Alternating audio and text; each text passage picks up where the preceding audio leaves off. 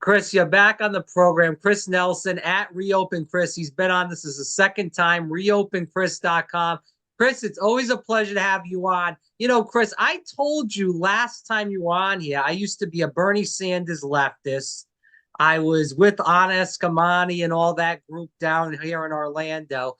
Long story short, I re-registered to Republican about 2 months ago to vote for Governor Desantis because what he's done with COVID, along with the great Surgeon General we have here in Florida, Joseph Ladapo, and he put out a great book. I hope people read that book in general. I told you last time, I said, I'm going to vote for the governor. If Trump somehow steals it from the governor or there's some shenanigans with the media, we'll talk about Iowa in just a second, what went on with the media there, then I'm going to vote RFK Jr. I am wearing my Robert F. Kennedy Jr. sweatshirt right now. I'm 100% in. He's an honest man. He's trying to help the country, 100% down.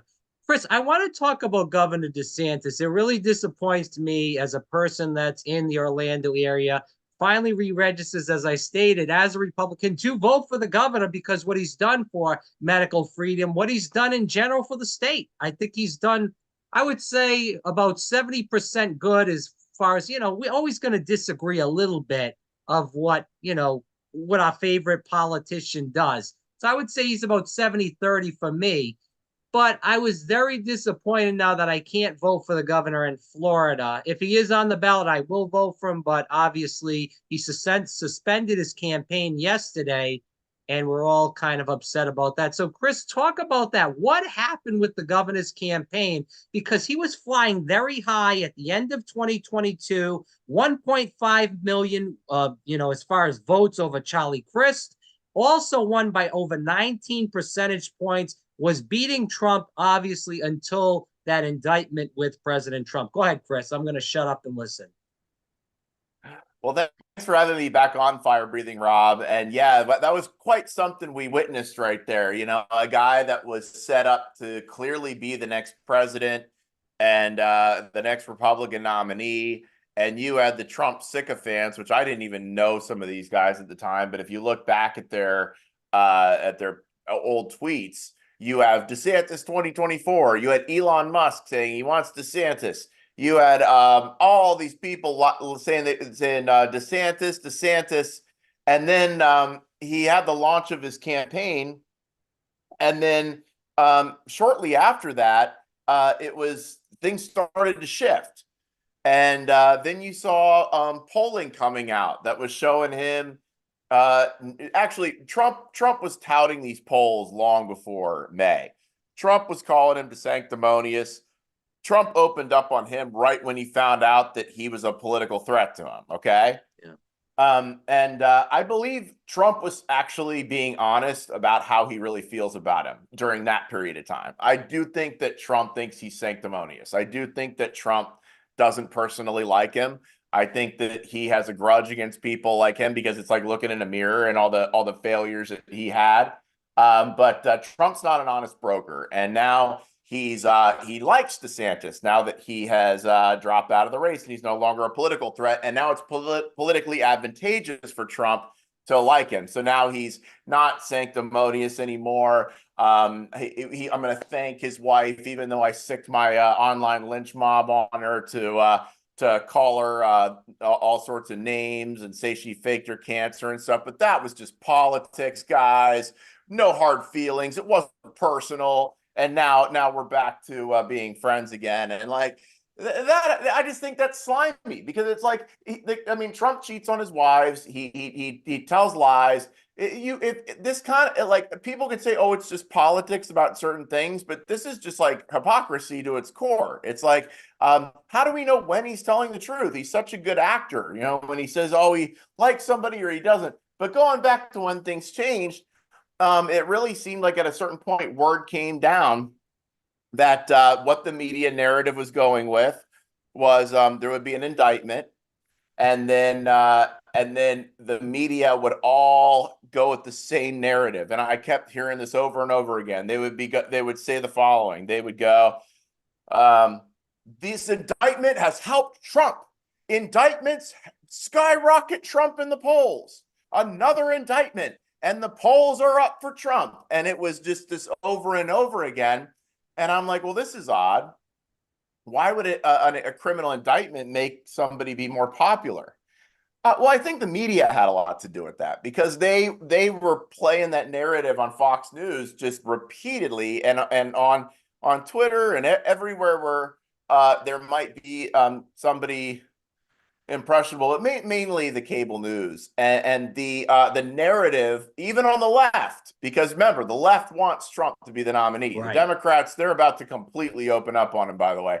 But was that he's been indicted again, and then another one came, and another one came, and another one came. Now, I think he's guilty of some of these things. Okay, he's not going to get away with all 92. I'll tell you that. But the narrative was the indictments are helping Trump. And did you notice anybody that would go on Fox News or anything like that, and they would start talking about, well, maybe we should look at these and stuff, they would go, well, no. Well, the indictments are helping Trump. They're rallying people behind him. Look at the polls. Look at the polls. And then the polls started shifting. And then all the people that backed DeSantis before started going after him.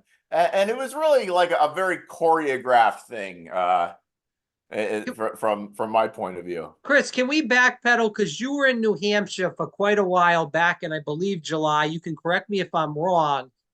And obviously, it looked like the steam was out of the ship. As far as the polls go with DeSantis right now, is that's about 6% in New Hampshire. What were you seeing back in July when the governor was in New Hampshire quite often? Obviously, like I said, you were following him on the ground. Well, I go up to vacation in New Hampshire, and I just happened to be up there when he had a press conference. I really wasn't following him very much. I went to one of his events, and it's he's got a good base wherever he goes. But New Hampshire and their governor, their brand of Republican is more the Nikki Haley brand. Yeah. It's more the and those, by the way, were the never Trumper crowd that never voted for Trump ever. Okay, that's that Jeb Bush kind of faction of the party that they claimed that we were, which we're not. We're all former Trump people, but they know that damn well, but they don't care about the truth. But that's the what you would call a neocon. She wants to arm up Ukraine forever. She's got the big donors behind her. Sununu was a lockdowner. I mean, he's a very charismatic guy, but they're just that kind of Republican. So DeSantis has a fan base wherever he goes, but it was clear that DeSantis was not going to win New Hampshire. I mean but he staked all of his bet on Iowa, and he did like everything that by all sane and rational standards you couldn't have a more perfect candidate doing the more perfect things to get elected. But he would not open up on Donald Trump. He would not. I mean, gee whiz, Trump's name is all over these Epstein files that come out a week before the Iowa caucus, and DeSantis doesn't even bring it up. DeSantis doesn't once touch on the indictments. He really just decided, I'm not going to open up on Trump. I think that was a mistake, but as far as New Hampshire goes, it'll be interesting. Haley does have a shot at beating Trump, but I mean, it'll be close either way. I think like it'll be within like 5 points, but it'll probably be Trump. But Haley does have a small shot at beating him.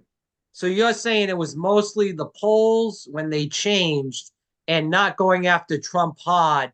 And I thought there was a mistake there too, and you kind of alluded to it. And I know the governor talked a little bit about the vaccine in certain places in New Hampshire and in Iowa, but he didn't really go at that hard. I know Joseph Ladapo went through a couple of campaign stops with them, but I feel like he really could have hit Trump very hard on Operation Warp Speed, locking down the country, hitting him on the vaccine. And he only really touched that when people asked him questions about that. When that was really why people in Florida really gravitated to him, was on the lockdowns, was on the vaccine issue. Well, I mean, he really needed to unseat Trump and to really expose him. Yeah. And he did his town halls.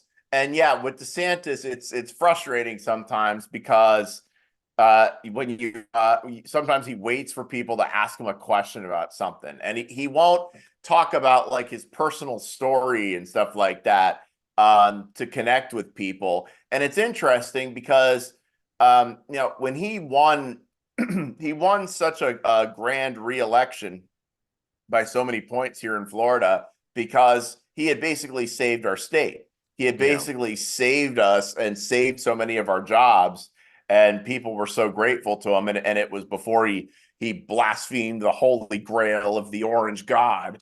So there wasn't that kind of crap going on.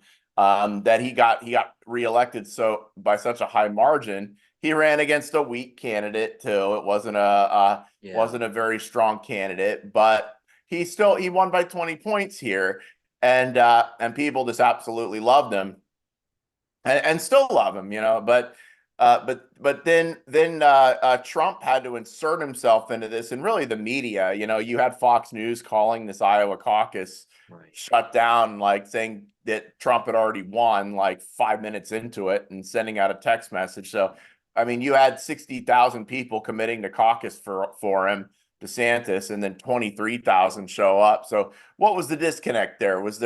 Were people watching Fox News and going, okay, we're not going to, I mean, Fox News is a problem. I mean, these multi-millionaire Fox News hosts, look, they're not on you and I's side. Okay. People just need to understand they don't want to talk about the vaccine. They don't want to talk about COVID accountability because they're getting money from Big Pharma.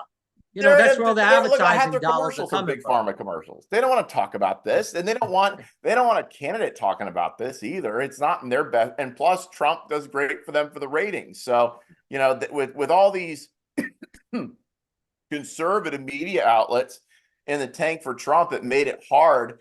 But I just think that DeSantis was running the kind of traditional campaign that just wasn't going to unseat Trump. But I hope he learned some lessons. But I was very disappointed to see him drop out yesterday. That was just like a punch in the gut. It's like, you think it was too much about strategists, that he ran his campaign listening to all these strategists that have been probably in the Republican Party for years upon years on end, and instead of going to podcasts where all these people are listening to it, young people, middle-aged people are listening to these podcasts now, whether they're on YouTube, Spotify, the list goes on. And the governor did not do that. I listened to Patrick Bet-David's podcast. It took him years upon years, well, not technically, but you know what I'm saying, to get to that podcast, which has a huge listener base. He should have been trying to get on Joe Rogan. He wasn't really doing that until too late. It was too little too late. yeah, and I mean, he says that. He's like, I really wish I had done more interviews now. That's the one thing that he said. Because, yeah, I mean, he should have done an interview with you, with me, with gotten on all these. And really, the time to do it was when these indictments broke. He didn't have control over that, but I would have gone was he totally listening to alpha and people? said, Were they holding him back, Chris, that you're probably, hearing? but I mean, even me at the time, I can't really say, oh, I would have done so much better, because at the time I was like programmed to be like, Trump didn't do anything wrong. This is lawfare. This is like Trump is some kind of like civil rights hero being persecuted, and they're coming after us, but he's just standing in the way, eating a cheeseburger in his ivory tower. I mean, he should have made fun of this whole thing. And because I'm just looking back at what I would have done, because at the time I was going on shows and stuff, and I was trying to be the good soldier and trying to endear myself to these Trump people. I mean, trying to endear yourself to people that hate you anyway, it's never going to work. All right. But it was until I started listening to some other voices, because we were in this echo chamber where we're told all day that mainstream media bad, Fox News good. Every charge against Trump is wrong. Well, it's like, hold on. Is it, or is it more likely that some of them are true and some of them might be fabricated or exaggerated? But should we at least look into it and at least know what it says and hear both sides? Because all we usually listen to is one side. And it took me, before I started listening to this guy, on Twitter, Tim Cool. I love him. He goes by Tim Cool. Right. And giving me a different perspective on this, and I started thinking, and I'm like, this guy's a conservative, and he's got a, and really, it's important. I mean, I'm going to sound like a lib when I say this, but it's true. It's important to listen to like Black people's perspectives and other, because they just have a different perspective on things. And because I don't know why that is really, but when you listen to other people's perspectives, then it's like, and you actually listen to it with open ears, not like, oh, you're wrong, oh, you're deep state, oh, that's fake news, you're CNN, and actually going, no, actually, why don't I just listen to this guy and see what he's got to say? And he's taken me through January 6th, taken me through the indictments, taken me through the things that Trump has actually done, and it was just a different perspective. And I think that when you have a different perspective on these things, and then you share that with people. See, like DeSantis had a podium. He had a place where he could go to share a different perspective with people about these indictments. And nobody has heard a conservative Republican voice say, really, that January 6th was a really bad thing, and that Trump incited a riot, and that some of these things were not good, and that there needs to be some accountability for this. And nobody's saying like, oh, well, let's look at Trump's financials. Was he lying? And then but DeSantis didn't do that. He decided to go with the standard, like, I'm going to defend Trump. He didn't do it like Vivek was such a caricature. Oh my goodness, this guy was so annoying from the start. I mean, he was just such a caricature, like, and I am against this lawfare for President Donald Trump. And it was just this BS back. Just Well, playing. he's in big with Big Pharma also, and he got Oh money yeah, so is actually. Trump. They're all Yeah, part of they're it. all in on it. He got money from Moderna in general. I just want to tell everybody listening again, Chris Nelson at Reopen Chris on Twitter, reopenchris.com. I just want to finish off and then kind of move into what we do now. But let's finish off on Iowa, Chris. Speaking about Iowa, obviously the governor did get endorsements by Governor Kim Reynolds, Bob Vanderplatz. He had a tremendous ground game. Steve Deese was there, was a big talk radio show host in Iowa and nationally. A lot of state reps, a lot of state senators from Iowa. And it seemed like half of the state reps and the state senators from the state of Florida were down in Iowa on caucus night helping the governor. What do you feel like happened there? Because again, we just hear about all these endorsements, and the ground game was supposed to be phenomenal, better than Ted Cruz in 2016, which he won. Well, it didn't work. So, I mean, you look at it, you go, yeah, by any like logical mathematical perspective, this should have been locked up easy by DeSantis. Now, if Trump wasn't in the race and he did the right thing for the country and got out, which he will never do that. He'll never do what's right for the country ever under any circumstance. He will always do what's right for him. He will lie to you. He will do whatever will benefit him the most. And it's worked out for him really well. Like, people seem to want a guy that's very dishonest, and but they don't see him as dishonest, because anytime he gets caught in dishonesty, Fox News or whatever will spin a story and then plant that in their heads, and then they just repeat that over and over again. Well, he's just trying to keep his enemies close when he endorsed Pelosi. Well, he had to do the vaccine. He couldn't have fired Fauci. He couldn't, and so people kind of like go with that stuff. But DeSantis, he went around, he made his case, he had his stump speech. He did a great speech, talked about the founding fathers, talked about Arlington Cemetery, talked about his military service. I think he could have talked about that a little more, but he refused to hit these balls out of the park that were lobbed to him. The Jeffrey Epstein files come out. Trump's name is all over these things. Does he not have a moral obligation to like bring this up? And by the way, if we're playing in this world where you can just, when the campaign's over, you just go, oh, well, that was all, politics. We're going to kiss and make up. Then what would it have mattered? He could see DeSantis could have thrown all that stuff at him. He could have thrown everything, the bathroom, kitchen, and the sink. He could have said, like, why are you, he could have brought up the E. Jean Carroll stuff. I mean, the times Trump has been accused of sexual battery and sexual things and all his indictments and all that stuff, but he just didn't go there. He wouldn't go there. And then when he would defend Trump sort of tepidly, and then Trump's people would scream and cry about it anyway. So, like, I think that he just decided that this camp, and it was probably an advisor, somebody in his ear, but maybe it was him. But he just decided that he was going to run a campaign as a guy that was like a lot like Trump, but a guy that would actually do the things that Trump said he would do and didn't. Then he would call out Trump on things, but he wouldn't go past that boundary. And I mean, could he probably would have done better, I think. Who would have cared? I mean, if he had done a little bit worse, who would have cared? We would be in the same place right now.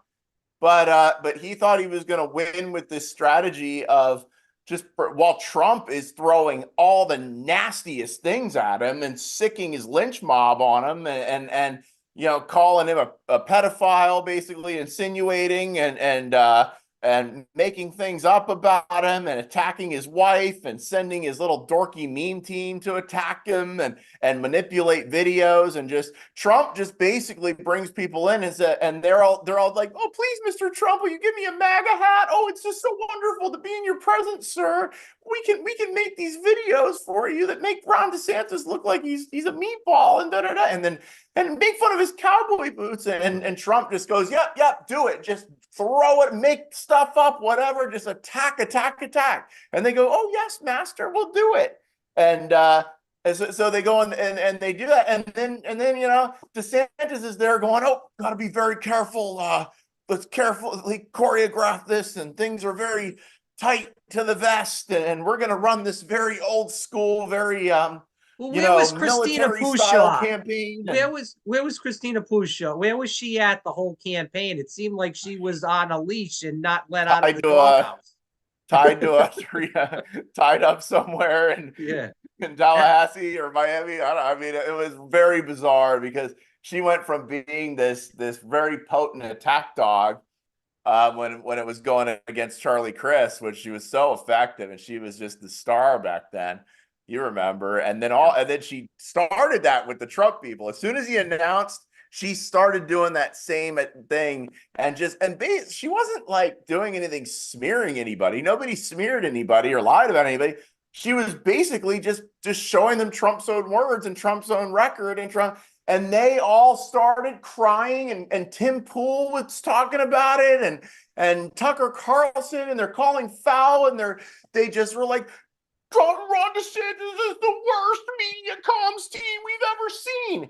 As soon as they did that, I would have opened up on those SOBs even more. I would have made them look so foolish. Well, what I would have done, I know Christina, they could have gone a lot farther, but at some point, and I think it was really when Tim Pool started crying like a little girl, and all these when they start, and then the general consensus was Christina Pushaw's bad. DeSantis should have fired her. And here's the thing. Why didn't DeSantis come out and personally defend his staff? That was very bizarre, because in the past he would have done that. But for some reason, with the Tim Pool thing and the Tucker Carlson thing, DeSantis didn't come out and say, no, you don't talk to my staff like that.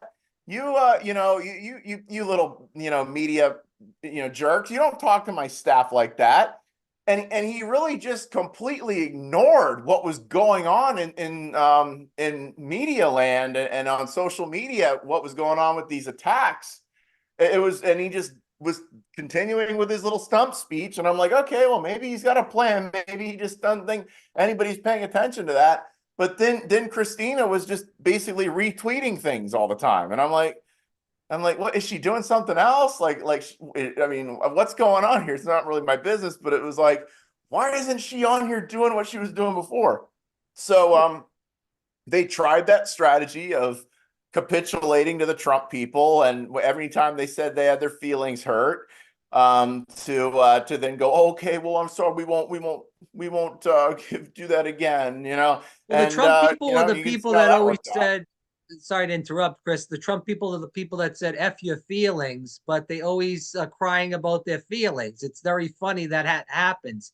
It's just ironic how this race took place. It's very unfortunate. But I want to ask you this, kind of end this segment of the interview. Where do DeSantis supporters go from here? I know you and I feel like from seeing your tweets, we're on the same page here that we're going with RFK Jr. He seems like he's the most towards what Governor DeSantis would be as president of the United States. But a lot of the other people that you're speaking to that are in DeSantis world, rather it's on Twitter Spaces or other places, what are they saying they're going to do now? I hear a lot of people saying they're going to sit out. Do you think we could convert some of these people to RFK Jr.? Are they just kind of in mourning right now? What do you think's going on with the DeSantis group?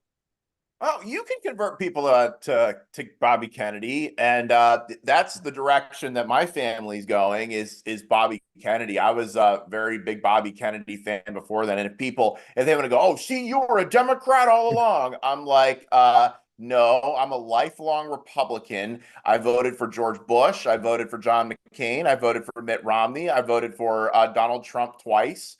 In each of those instances, except for 2020 with Trump, because there was nobody else, I voted for the more conservative person in the primary. And then when they lost, I rallied around the guy that I didn't want. Okay, the guy that was basically the establishment guy.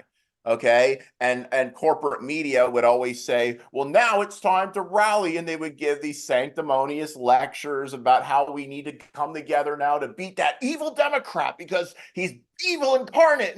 And you know what, Chris, we might not even have another election. Do you know how long I've heard that crap? This might be the last election you vote in. I've been hearing that for like 20 years from people, and they're like, we might not even have a country in for. I'm like, okay, all right, just please cut this out. All right, I've heard this over. I'm 41 years old. I'm not a kid. You're not gonna fool me with this stuff. And I've been a good Republican. I've been a good Republican. I went door to door for Mitt Romney when he became the nominee, even though I thought that he was not the best guy for the job. So I'm a lifelong Republican of 21 or 24 years now. Sheesh, I'm getting older. So you want to call me a Democrat now? Okay, well, a lot of these Trump people, they were like former Obama supporters and stuff, and Bernie supporters, and they came over because Trump brought in this fan club kind of to the If Republican. RFK Jr. is such a Democrat, then why did they kick him out of the Democratic primary?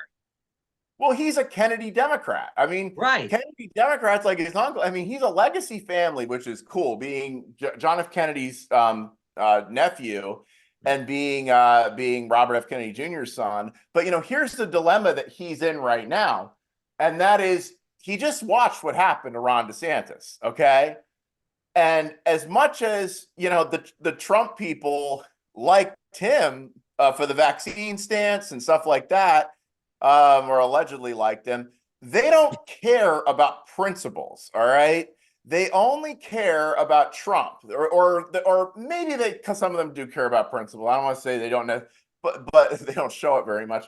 But if Trump's next thing, when he sees that Kennedy is a threat, he will put a Fox News blackout on him. But Kennedy's used to this because he's been censored before. But it's like Trump will put a mark on him, and they'll send the sycophants after him. They'll start making up stories about him. They'll start attacking him, attacking his family.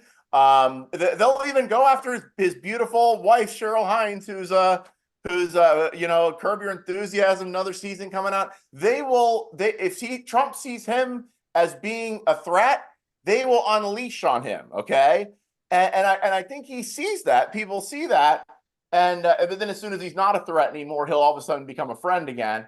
But I hope he's ready for this fight, and I hope that because if he's going to, is he really going to be the serious candidate who's going to not be fazed by Trump and his crap and just throw it right back in his face, which is what you need to do with him. Trump's just like a schoolyard bully, okay? So many people are so afraid of this 80-year-old, guy with false teeth and orange sprinkly skin and that little neck, camel toe he's got. They're all so afraid of him. But really, he's just a schoolyard bully, and you just have to hit him back. You just have to fight back. So is Robert F. Kennedy Jr. going to do that? I sure as heck hope so. But as far as people, what they're going to do next, like DeSantis support, well, you're already seeing the more elite media type people, the people that are with Red State or with Daily Wire that they're like, well, we backed DeSantis and he was the best, but now it's time to come together and beat Joe Biden and we got to come on, we got to unite now. I'm like, do you know how this guy just behaved for the past 5 months? Like, I'm not cool with that. All right, like you might be. I'm not, especially the way he behaved when he was president, because he lied all the time. And then there's no COVID accountability. To me, COVID accountability is the most important thing. These people in media, look, they might entertain Robert F. Kennedy for a while because Charlie Kirk might have him on. These guys might have him on because he's kind of like a hot thing, but they're not really interested in COVID accountability. All right, that's not a priority for them. Okay, they're not. They did fine during the shutdowns. Nobody on Fox News was losing money. All right, they were actually making more money. They probably wish that the lockdowns would go on longer. They had less traffic getting to work and stuff like that. While we were having our businesses shut down. So Kennedy has got to be ready for what's coming, and another fight, even more, not worse really, but necessarily, but different than the fight he had in 2020 and 2021. But you're going to see a lot of people still peel off. Everybody's saying that they will never vote for Trump again and da da da. I know I won't, but I understand that a lot of people will say that, but then like literally 3 days later, people will be like, well, we got to beat Biden. So, but I think Kennedy's got a great opportunity right now to recruit disaffected Republicans for sure.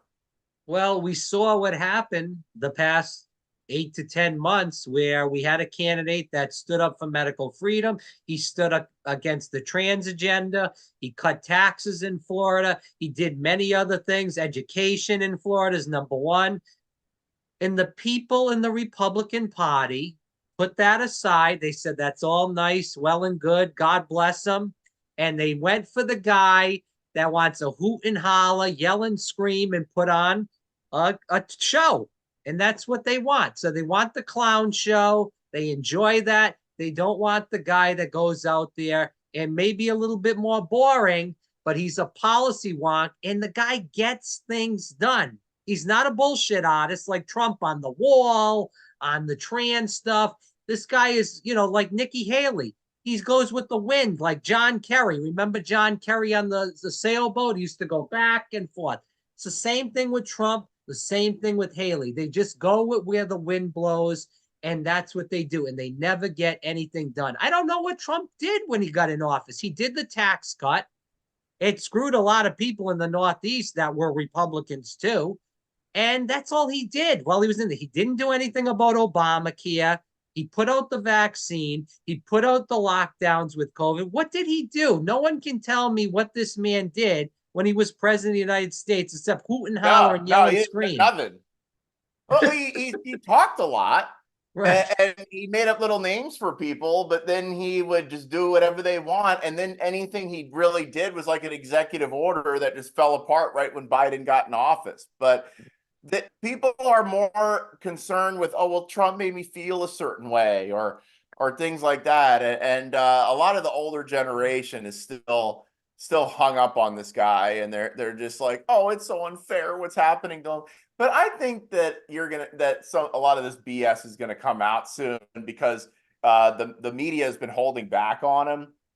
because they've wanted him to be the nominee. Suddenly, you're going to see some things happen, and he's going to get convicted of something, and there's going to be problems for him, and then problems for the party, and we'll be here going, "Yep, we told you so." Let's talk a little bit about this grand jury. Obviously, last time you were on the program, you did discuss this. For people that don't know, the governor did put out a grand jury in Florida to look into the COVID-19 vaccine. That was quite a while ago. Do you know anything new about what's going on with that grand jury? Because I haven't heard anything, and I've tried to do some research.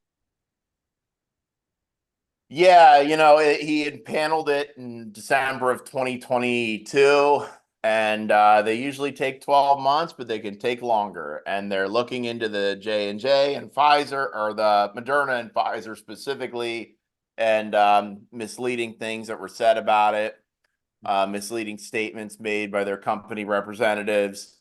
And overall, they're going to come back with recommendations. And it's a criminal grand jury, but nobody knows anything about these things. By the way, people were accusing Desantis of having some kind of hand in it. So he has no, believe me, if he had a hand in it, it would have come back in December. He is no, you impanel these things and they're private. They're completely, he knows nothing about it. There's the Attorney General actually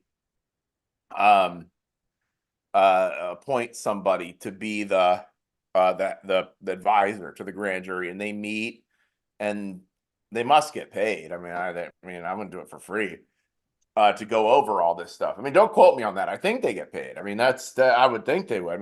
You're talking about Ashley Moody, correct? Then yeah, and okay. she would appoint somebody to be the Sure. advisor to it, and then it really. And Moody just came out with this, "Oh, I endorse Trump. Like, we have to come together," and the walk of shame. It's Well, basically she like, wants to run for governor in well, 26. I she's have a not. I'm feeling, not going to and support I'm her. not supporting her in Not a general. chance. After that, after kissing Trump's ring, she probably thinks that's going to help her to become governor. But this grand jury, it's going to come back at some point. Maybe not even until this summer. I was almost positive that it was going to come back in 12 months, but these things can go on for an extension, but it'll be back at some point. And whenever it comes back, I'm looking forward to what it says, because this is something real. This isn't some BS little exclusive breaking now. You have so much of this nonsense clickbait. Now they're trying to say that George Soros' son is trying to arrange to have Donald Trump assassinated because he put a picture of a dollar bill or something. But that's the stuff that gets clicks. It gets like 100,000 likes, and they're like, "Oh my God!" And I'm like, "You guys, please." But you're going to be That's just. following up on that story, Chris, as Oh the yeah, yeah. legislative session goes I'm on telling and you all that. this, when that grand jury comes back, I will completely report on it. Okay, very good. 100%. You Because I know can count Joseph on it. Ladapo has been on many TV shows, and he talked about this during the governor's campaign, I believe in Iowa, on stage with the governor, about the vax and how it goes into your DNA, changes it, does many other things. I don't want to get censored on any program we're putting this on, so we'll leave that there. We do hope that you take the vaccine, that it's safe and effective. You do what you want. You're in America. It's your choice. Just to move on with that, and we've also seen a lot of Republican committees across the state. Many counties, I know Pinellas has, and many other counties across the state have pushed to ban the vaccine. Do you believe that also, along with that, in the grand jury, will help maybe make this happen down the road? Well, Ladapo called on the FDA or whoever the heck puts this thing up to take That's it off not the going to market. happen. It's not going to happen, but he called on them to. These Republican clubs that are run by these Trump sycophants that it's just so funny to watch these guys, that their guy gave us the vaccine, but they totally disconnect him from that. And they act like he was this medical freedom warrior. And they love filing these little motions and stuff. They love we're gonna call on DeSantis to ban the vaccine, even after all he's done to protect you from it. That like, oh, if you don't want to get it, don't get it. Like he like recommends against it and all this other stuff, but they're like, that's not enough. Why hasn't he banned it yet? And really, it just makes me wonder because I know the people that filed these things, and they're basically like a MAGA rally, and they were really not liking DeSantis because he was running against Trump, and then all of a sudden they're trying to make headlines with these silly little pieces of paper, demanding that it be banned, even though I'm not really quite sure that DeSantis could even do that.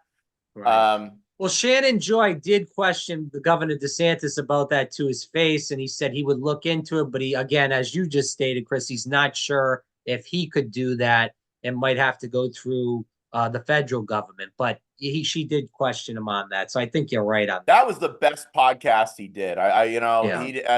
That was the best one he did. You know, she asked such great questions. Well, she I did wish he touch had on done all the more like points that. that Yeah. we are favorable to.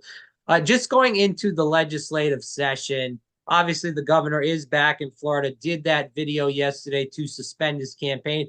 What do you feel like the governor has to get done now that he's back in Florida and hopefully going to kick ass and take no prisoners? Oh, geez, what's he getting done? I got to tell you, I haven't even been paying attention to what the legislators doing this time. We got so much done the last time, and I was paying attention to it every day. But I've been so caught up with campaign. But I can't believe I'm saying this, but because this guy gets on my nerves. But well, everybody gets on my nerves. What can I say? Florida's Voice News, though. If you want to find out what's going on in the legislature, I have no connection to this website, flvoicenews.com. But really, if you want to know what's going on with the legislator, okay, here's a couple. Okay, there's a Florida bill now that allows hand-counted ballots. Legislative session lawmakers kick off an ambitious legislative session. I don't think it's going to be as ambitious as the last one. Yeah. But there's some stuff in there. I think there's some stuff about relaxing firearm purchases.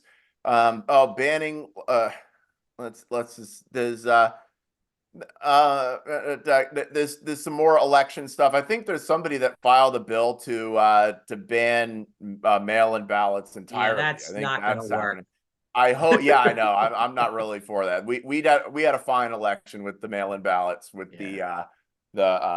with what we had. I hope that Joel Rudman, Doc Rudman, will. He was going to present a new bill that actually restricts the executive, the governor, even more as to his ability to declare states of emergency, and I think even for like public health things, and even expands on the Protection of Medical Conscience Act that got through last year. But just so much stuff got done last year. Yeah. And but DeSantis will be down here. He'll be signing bills. He'll be doing press conferences.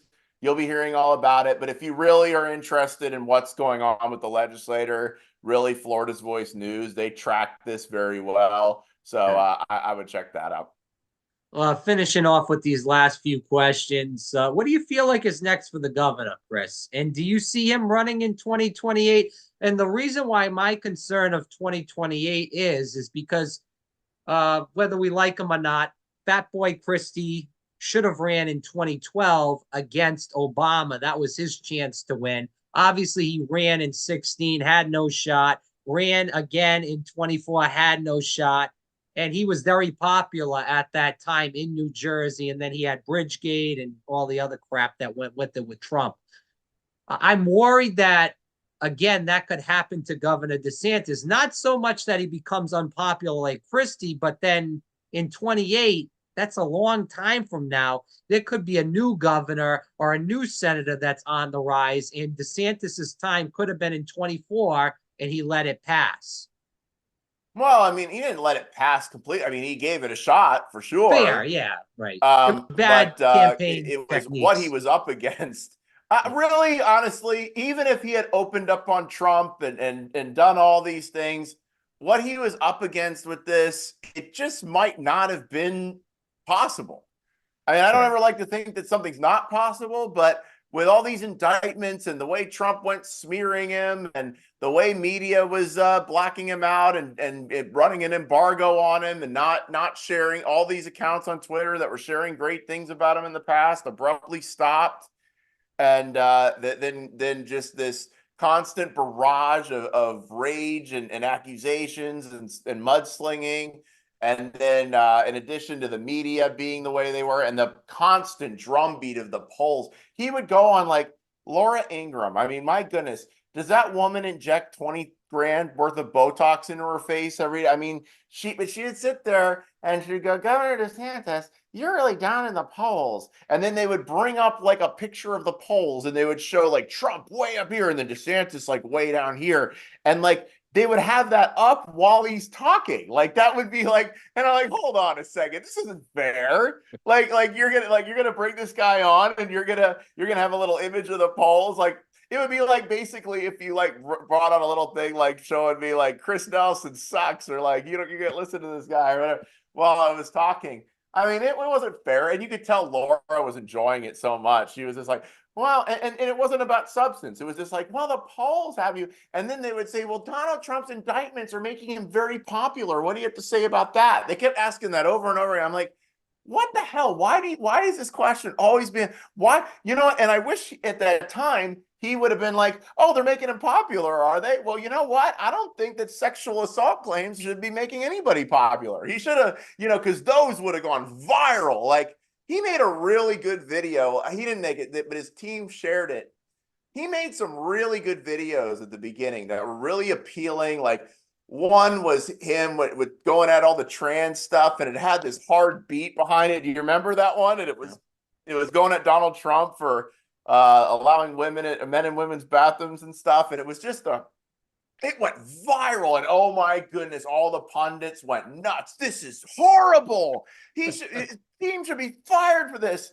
And I said, them freaking out shows you that was over the mark. And he came out with another video that was really good that showed a guy looking at a computer screen and being down about Trump. And then DeSantis comes through the door and all this stuff. But then they had some problem because it wasn't a swastika. And I don't know what it got, but it was some kind of like circular thing that it was almost like with like them claiming that Elon Musk did something anti-Semitic. They hit him with that. And really Trump's people talking about anti-Semitic stuff. Are you kidding me?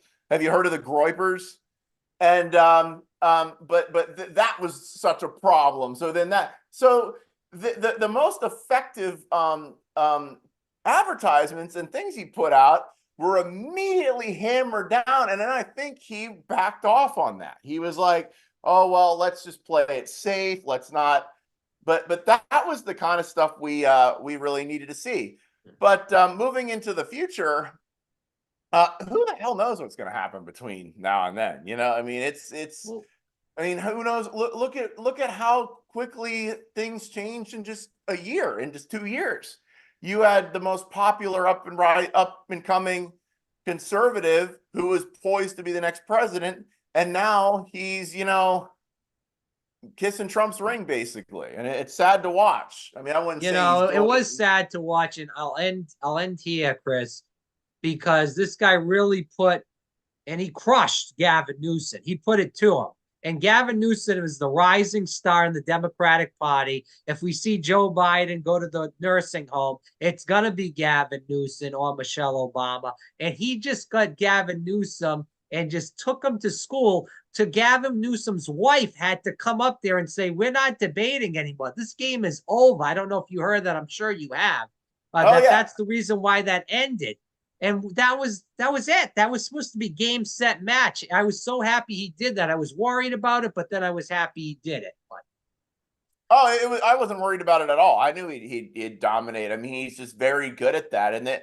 And we were denied a debate between him and Trump. That never happened. Yeah. We never got that. Trump was able to skirt the rules, not sign the pledge card to endorse him eventually, and do whatever the heck he wanted. And the RNC enabled that. So DeSantis had to try to find things to make to break through, and the Newsom debate was great. But unfortunately, every time DeSantis would do something like that, or the media would come in with some kind of story about Trump or one of his indictments or something, and wipe it clean off of the front page the next day. That, if you notice, they would strategically do that. But you know, if DeSantis next time, I mean, I hope he learned a lot of lessons.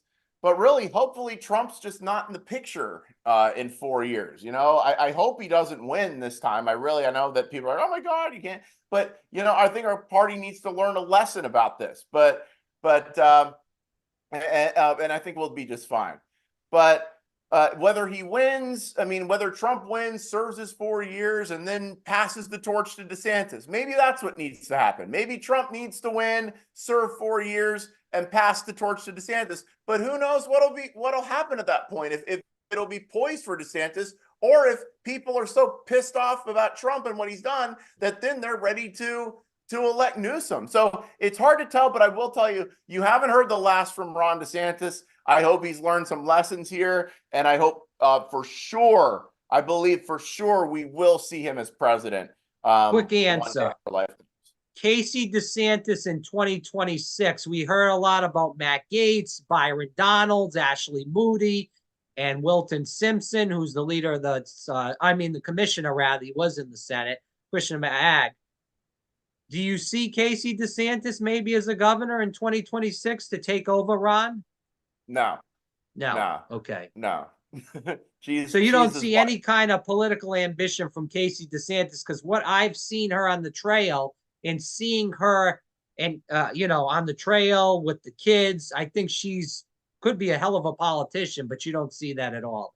No, I think she likes being at Ron's side. I mean, I could be wrong, but from what I see and know, that I know a lot of rumors go on around there, and a lot of rumors have gone on around about her that mostly lies, and it's too bad that some of those didn't get pushed back on more. Yeah. But no, I think that what Ron does next, that she's not going to be the one running. She'll be at his side for whatever I wish that Ron would run against Rick Scott in 2024, but that's wishful thinking. Someone's got to take on that guy.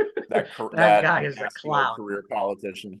So as we end, what's next for you?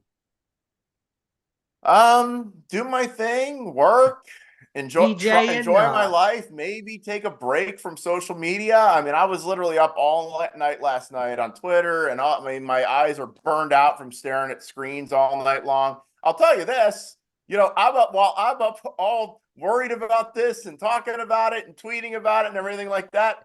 Ron DeSantis is sleeping soundly next to his wife, not with a phone in his head. I can tell you that. So if he can do that, then I should do that too. But I think that getting back to reporting on local politics is something that I want to do. I really going to the commission meetings, reporting on what they're doing, reporting on what's going on in the community in Fort Lauderdale, because I don't try to Twitter grift. I'm not into that whole like breaking, and where those accounts where it's like every day it's something, every day, and it's just clickbait. Sometimes I might have something that's like, oh my God, look at this, look what I got. But a lot of these, they're recycling videos from other people and basically taking credit for it themselves, or they're just like making stuff up. I have no interest in being one of those. I try to do things that are meaningful and actually matter. So I'll do that. And, this will all chill down. All this DeSantis stuff, it's all kicked up right now. It'll chill down. But the thing is, I think that there's a real divide right now in the Republican Party. And I just don't see that Trump is going to win. Biden's got a massive war chest. Trump's got a lot of legal problems. And I think that between now and the election, it's going to be very hard for Trump to go on. And who knows, maybe DeSantis only suspended his campaign. He didn't end it. Just maybe Trump is unable to run, and then DeSantis slides in. What I don't want to see is DeSantis having anything to do with another Trump administration, because he could end up with legal problems. He could get it's just not, you see what happens to people in the Trump administration. It's just a lot of sleazy people too. DeSantis doesn't fit in with that crowd. I think he should avoid that. Avoid that like the plague. Reopen Chris on Twitter at Reopen Chris, and definitely check him out, reopenchris.com. Chris, I'll end with this. Kennedy 24, and thanks so much for always coming on the program. You're welcome, Fire Breathing Rob, and I'm looking forward to seeing Kennedy do very good. And thanks for having me on. All right, Chris.